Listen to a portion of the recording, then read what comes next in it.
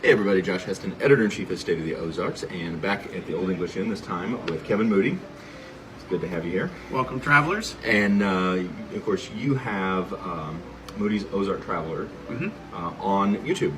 That's the channel, and you are a State of the Ozarks member. That's correct. And our paths cross on a lot of different Quite things. frequently, yeah. Yes, especially last night. Yeah. Last night at the Cabin Fever concert there in Reed Spring, put on by the Hillcrofters.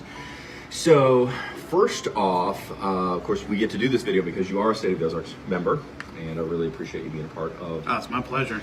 Of what we're doing, and allow us to be a part of what you're doing. And with that, for people who are not familiar with your YouTube channel and your work, tell us about your YouTube channel.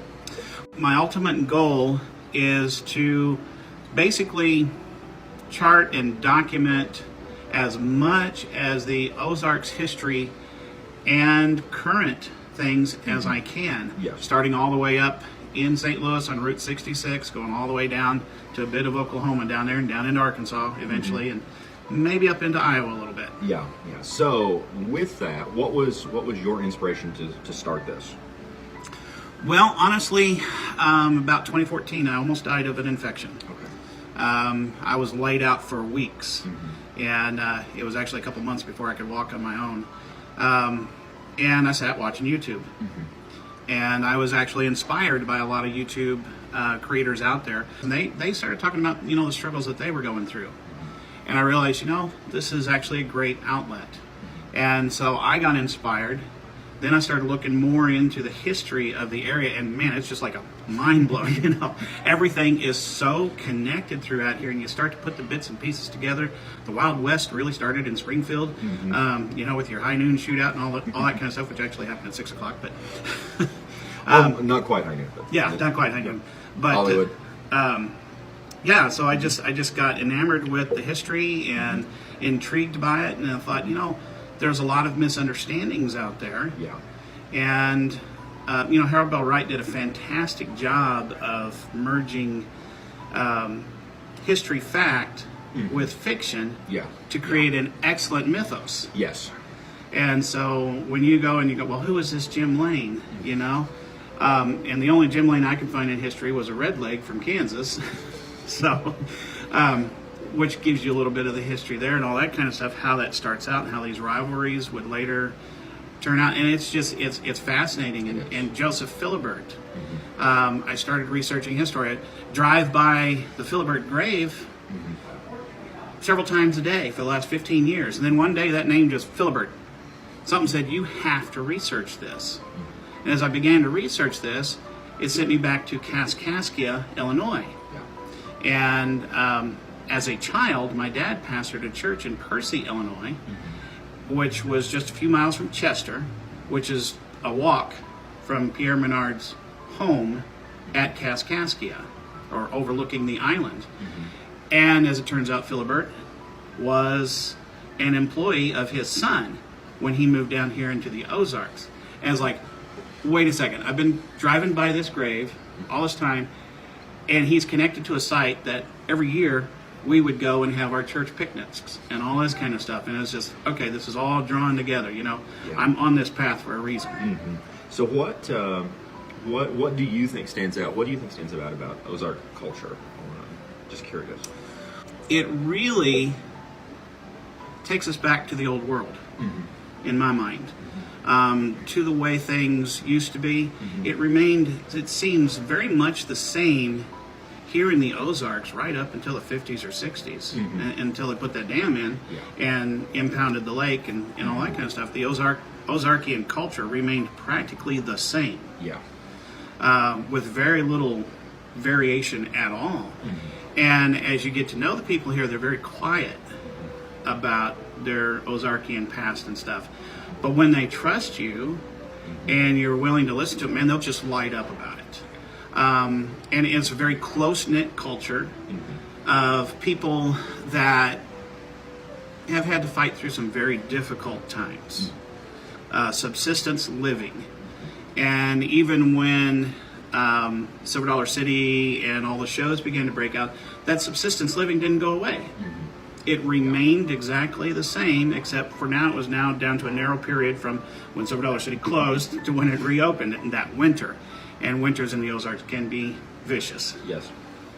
So it's the spirit, it's the drive, it's the tenacity, the ability to survive no matter what life throws in your direction. Yeah. Making the best. I agree. So, in terms of some of the stories that you've documented on with video, what are some of your favorites? Well, that I've actually gotten out to production. My favorite right now is Red's. The Red store opened up in August, and we were there the first week. And it's just a cool history that this was the first time that we know of a drive-through theater, or not a theater, drive-through restaurant, and it was perfect part of that Ozarkian will to do things and get things done. The man cut a hole in his wall so cars could drive up and he could hand the food out to them. But then just a couple of years later, the idea caught on along Route 66, and this was a Route 66 standard for people up into the 80s. Wow.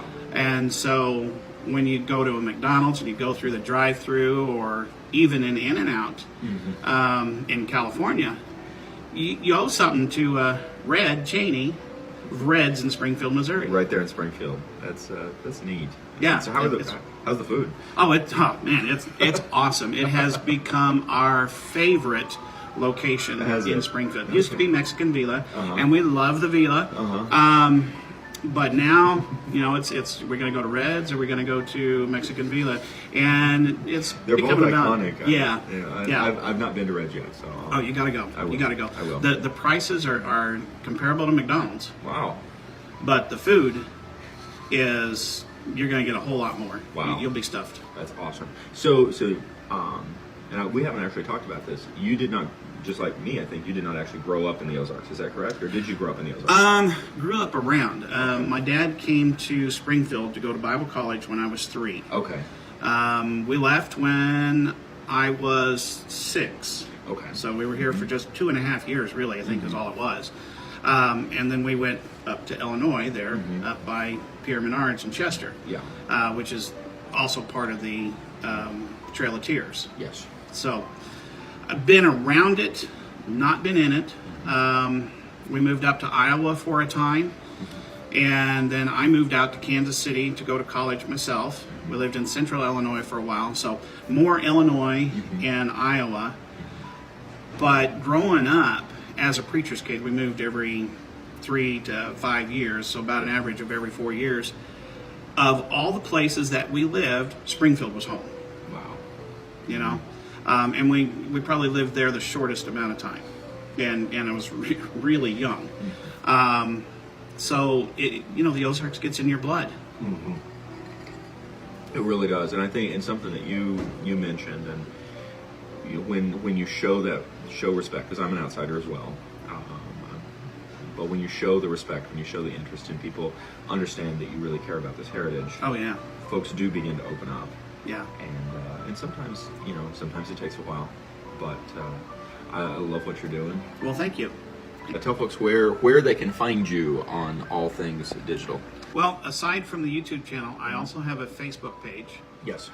Which is Moody's Ozarks Traveler as well, and a group, Moody's Ozarks Travelers Friends. Yes. Now, to get into that group, you've got to either be my friend, or you've got to be a subscriber to the channel. Yeah. Type in Moody's Ozarks Traveler. You got to say it all, because you'll get the Moody Traveler, which isn't me. Okay. But so Moody's Ozarks Traveler. You can do it on Facebook. You'll get our page. You can do it on YouTube, and you'll get the channel. If you go on to the page, you can click on any picture that I've posted, and I've got the link to the YouTube channel there. Awesome. So awesome. Well, check this guy out. One of the things that folks, there's so much to be covered in the Ozarks. Oh wow! It takes all of us. Yeah. All of us working together. So check Kevin's stuff out, and we'll see y'all soon. Thank you.